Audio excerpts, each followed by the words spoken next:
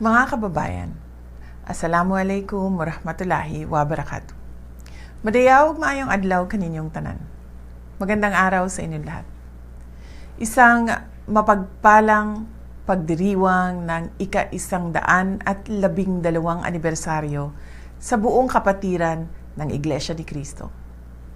Sa loob ng mahigit isang siglo, ang INC ay nananatiling haligi ng pananampalataya at pagkakaisa sa ating bansa. Sa pamamagitan ng inyong mga programa sa edukasyon, kabuhayan, at mabilis na pagtugon sa mga sakuna, patuloy ninyong ipinapakita ang tunay na kahulugan ng malasakit sa kapwang Pilipino. Hindi lamang sa Pilipinas, kundi sa iba't ibang panig ng mundo. Sa panahong nahaharap ang ating lipunan sa mga pagsubok sa ekonomiya at moralidad, ang inyong disiplina at matatag na pamumuno ay gumagabay sa ating mga kababayan tungo sa katwiran at kapayapaan.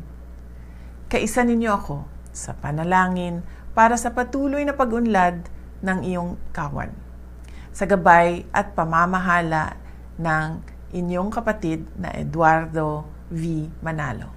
Naway magpatuloy ang INC bilang katuwang sa pamahalaan, sa pagpapatibay ng karakter ng ating mamamayan at sa pagtataguyod ng mas ligtas at maunlad na bansa.